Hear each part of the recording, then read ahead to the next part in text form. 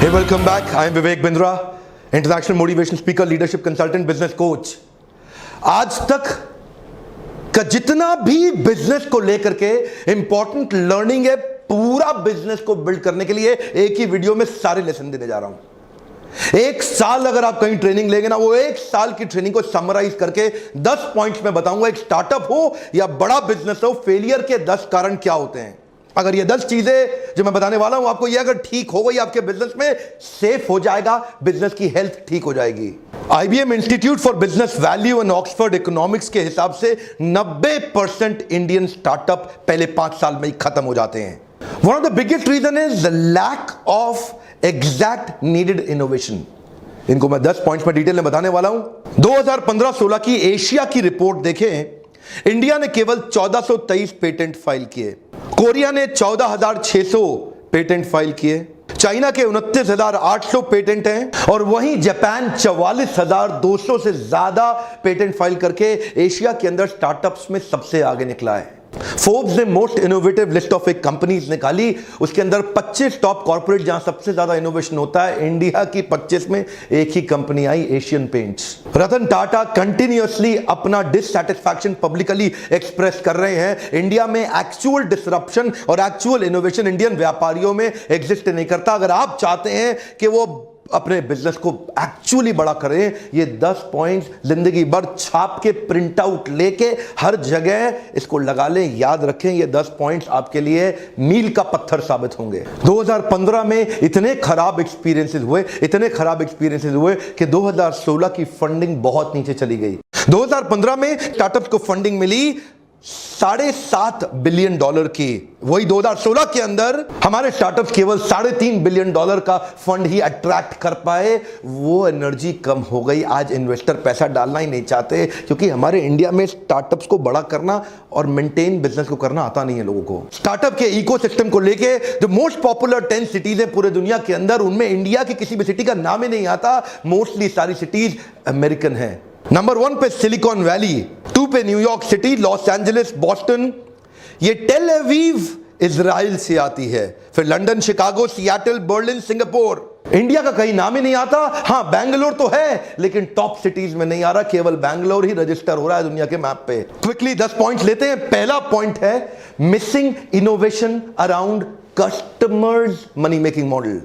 सारे जितने व्यापारी हैं पहले अपने मनी मेकिंग मॉडल को कैलकुलेट करते हैं, ये नहीं देखते कि उनका कस्टमर का मनी मेकिंग मॉडल क्या होने वाला है। मेरे कस्टमर को एग्जैक्टली सफलता कहां से मिलेगी, मेरे को सफलता कहां से मिलेगी, ये सब कैलकुलेट कर रहे हैं। लेकिन जब तक कस्टमर की सफलता कैसे होगी, उसकी प्रॉफिटेबिलिटी, उसकी लिक्विडिटी, उसकी ग्रोथ, उसकी प्रोडक्टिविटी, उसका ग्रॉस मार्जिन, उसका रेवेन्यू, उसका inventory turnover, cash flow, brand equity, उसका कस्टमर एक्विजिशन और रिटेंशन, और उसकी वेलोसिटी, स्पीड ऑफ ट्रांजैक्शन, किस प्रकार मेरे कस्टमर अपने मनी को लेके ग्रो करते हैं, किस प्रकार मेरे कस्टमर का मनी मेकिंग मॉडल और रिकरिंग रेवेन्यू मॉडल ग्रो करता है। जिस दिन वो समझ में आएगा तो कस्टमर की नीड से मेरी ग्रीड पूरी होगी। पहला पॉइंट, इनोवेशन कैसे आता है, what problem are you solving in your customers life which he cannot solve on his own। Innovation किधर होगा, कस्टमर की नीड पे होगा। ये पहला पॉइंट है। और अगर हम थोड़ा बहुत नीड समझ भी लेते हैं ना कस्टमर की, इंडियन स्टार्टअप्स तो ऐसे हैं जो कॉपी मारने में बड़े तेज हैं। उबर आया, उसके अगेंस्ट ओला खड़ा कर दिया। एयरबीएनबी आया, उसके अगेंस्ट ओयो खड़ा कर दिया। अमेज़न आया, उसके अगेंस्ट फ्लिपकार्ट खड़ा कर दिया। स्पॉटिफाई आया, उसके अगेंस्ट गाना खड़ा कर दिया। अगर कस्टमर की नीड को समझने की कोशिश भी कर रहे हैं तो वो भी सीधा सीधा अमेरिकन स्टार्टअप्स को एकदम कॉपी मारने की इंडिया में कोशिश कर रहे हैं। अपना बड़ा इनोवेशन अभी तक इंडियन स्टार्टअप ऐसा कोई भी नहीं जो पूरी दुनिया में छा चुका हो।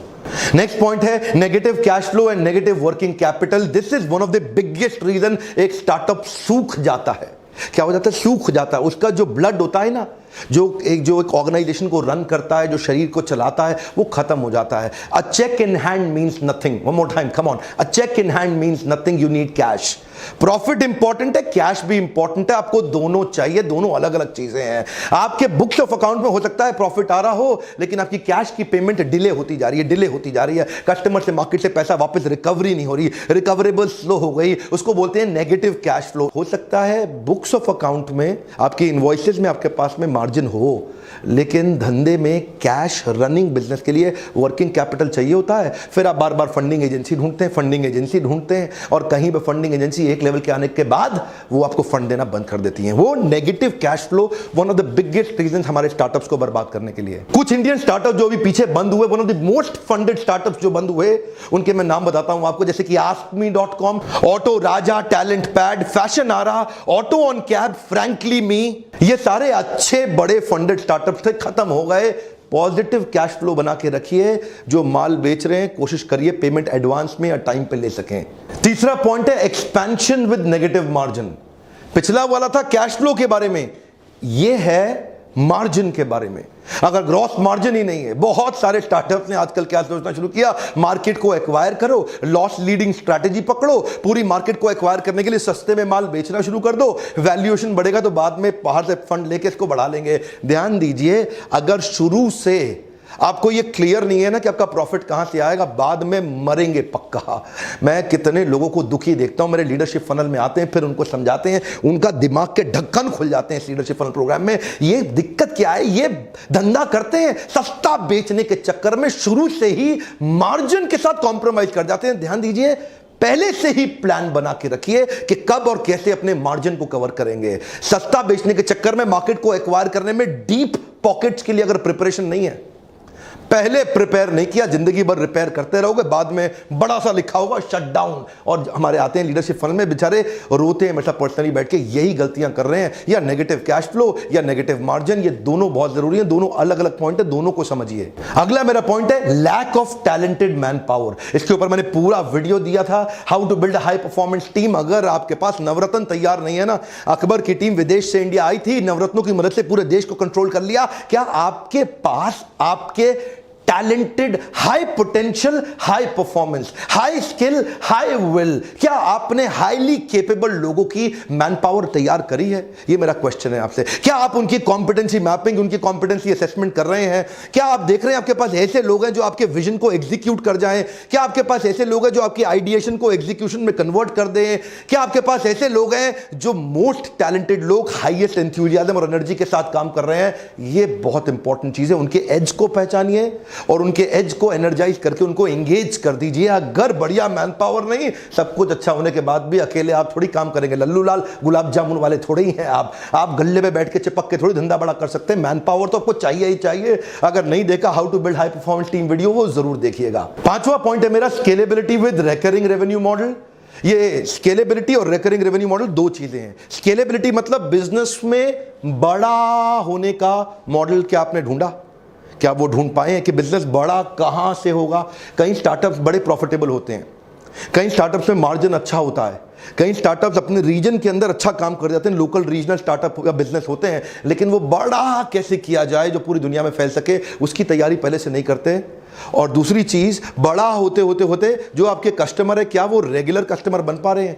क्या आप अपने कस्टमर्स को रिटेन कर पा रहे हैं? क्या आपके कस्टमर आपको रिकरिंग रेवेन्यू दे रहे हैं? लगातार लगातार लगातार रेवेन्यू दे पाने वाले कुछ अश्योर्ड कस्टमर जो कि लॉन्ग टर्म कॉन्ट्रैक्ट के साथ काम करते हैं, जो कि आपके साथ जुड़े रहते हैं। इसके ऊपर अभी आपने पीछे वीडियो देखा था रेगुलर इनकम के ऊपर कि बिना मेहनत के या कम मेहनत के साथ रेगुलर इनकम कैसे बढ़ाएं, नहीं देखा तो वो भी जरूर देखिएगा।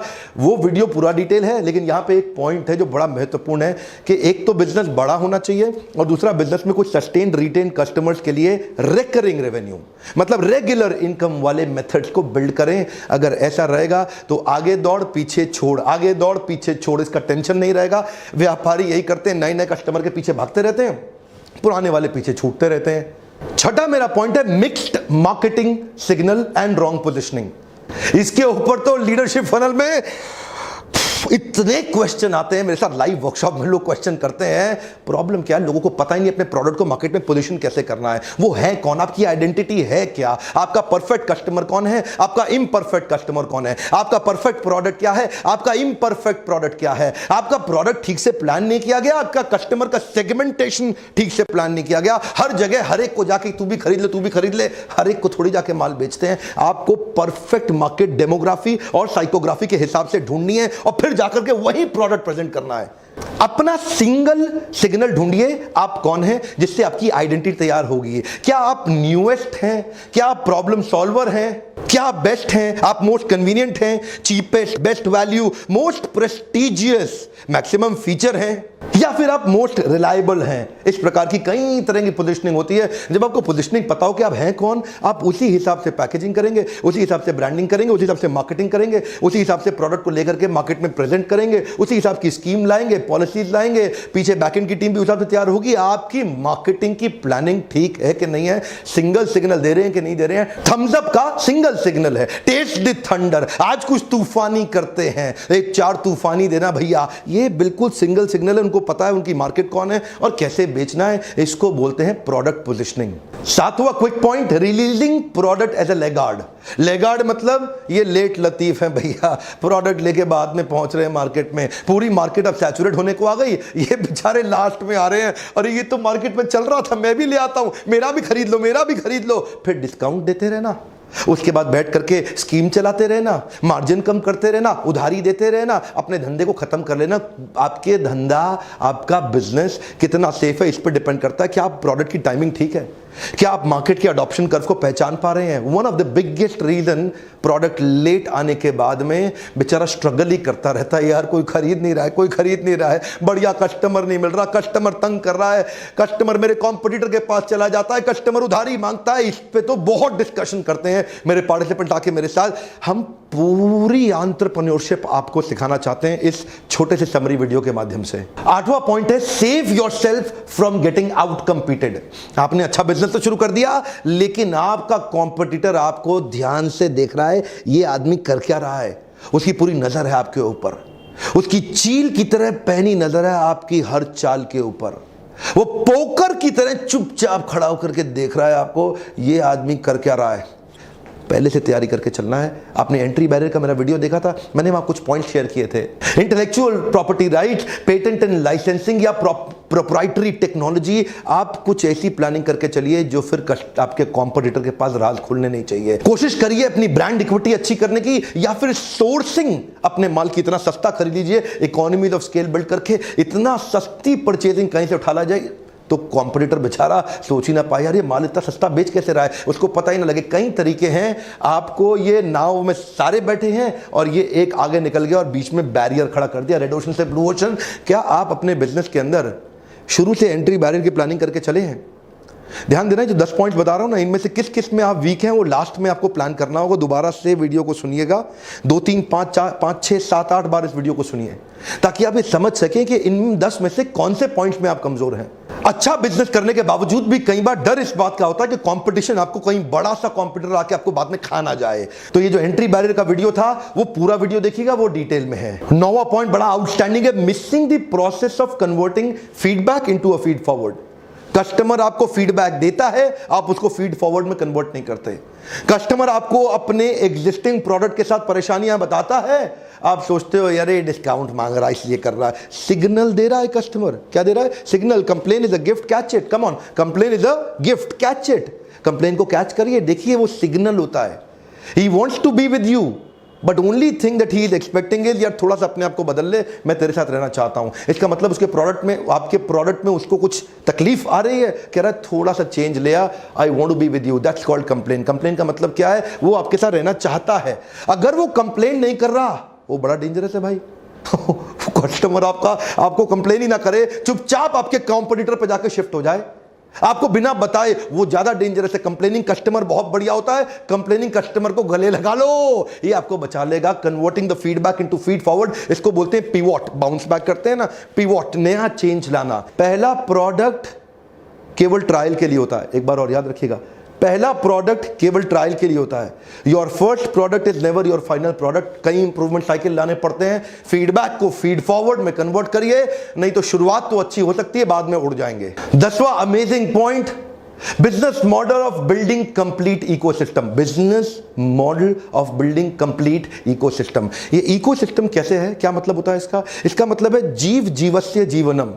एक जीव अपने जीवन के लिए दूसरे जीव पर निर्भर होता है, एक जीव दूसरे जीव पर निर्भर है अपने जीवन के लिए, इसको बोलते हैं जीव जीवस्य जीवनम। ये एक वेब बन जाता है बिजनेस में। आइसोलेशन में, अकेले में ना करें काम, पूरी सोसाइटी कम्युनिटी के साथ मिलके इकोसिस्टम तैयार करें। जैसे कि फेसबुक एक इकोसिस्टम है बहुत बड़ा, अगर फेसबुक चला गया ना दुनिया से, अचानक पूरी दुनिया में तहलका हो जाएगा। जैसे कि YouTube एक बड़ा इकोसिस्टम है, इसमें कितने हजारों लाखों करोड़ों लोग इन्वॉल्व हो चुके हैं YouTube के अंदर। YouTube को बनाने और कंज्यूम करने दोनों में बहुत बड़ा इन्वॉल्वमेंट है। पेटीएम हमारे देश में आने वाला एक और बहुत बड़ा इकोसिस्टम होगा। Amazon एक बहुत बड़ा इकोसिस्टम है। गूगल का एंड्रॉइड कमाल का इकोसिस्टम है। गूगल ने एक प्लेटफॉर्म क्रिएट किया जहां पे एप्लीकेशन बनाने वाले लोग आके फ्री में एंड्रॉइड का एप्लीकेशन अपना डालते रहते हैं। बेचारे मोबाइल हैंडसेट मेकर्स के लिए मजबूरी हो गई, क्योंकि अब एंड्रॉइड का इतना बड़ा प्रेजेंस है मार्केट में, तो वो एंड्रॉइड कंपैटिबल मोबाइल ही बनाते हैं। अब वो एंड्रॉइड कंपैटिबल मोबाइल बनाते हैं तो एंड्रॉइड पे और ज्यादा एप्लीकेशन आती हैं। अब ये सबका फायदा किसको हो रहा है? गूगल को, क्योंकि उसने अकेले में काम नहीं किया, उसने दुनिया को अपने साथ जोड़ लिया। क्या आप अपने बिजनेस को अकेले में तो नहीं कर रहे? अपॉर्चुनिस्टिक मार्केट के अंदर सामने वाले को पेल दो, अकेले में मिल गया एक कस्टमर, पेल दो। कई बार ऐसा करते हैं ना लोग। ऐसा कुछ क्रिएट करिए कि दुनिया का फायदा आपकी एग्जिस्टेंस से हो रहा हो, जिस दिन आप चले गए पूरी दुनिया रुक जाए। और कम से कम दुनिया नहीं, छोटे शहर से प्लान करिए। ये सब हम लोग पूरा दिन 2-2, 3-3, 4-4 दिन बैठ के लीडरशिप फनल में इन सब पॉइंट्स को डिस्कस करते हैं डिटेल के अंदर। लेकिन मैंने आपको 10 पॉइंट ऐसे, ये बड़ा पावरफुल वीडियो, इसको दोबारा घुमा के देखिएगा। YouTube वीडियो ज़्यादा बड़ा कितना बड़ा कर सकते हैं हम, लिमिटेड ही रखना पड़ता है। लेकिन लीडरशिप फनल में आके आप मुझसे डायरेक्ट क्वेश्चन करते हैं। आपके पास एक सुविधा होती है मुझसे अपने बिजनेस के बारे में, वर्कशॉप के बीच में ओपन क्वेश्चन के बहुत राउंड होते हैं, जहां मैं हर एक के क्वेश्चंस का जिम्मेदारी के साथ उत्तर देता हूं। आपने प्रश्न किया, मैंने उत्तर दिया, आपने प्रश्न। इस तरह से हम बहुत से व्यापारियों को सफल बना रहे हैं, जिसके लिए आप इस नंबर पे फोन करके थोड़ा पता लगाइए कि अगला प्रोग्राम कब है। हो सकता है आपके आसपास हो और कौन से शहर में हो रहा है।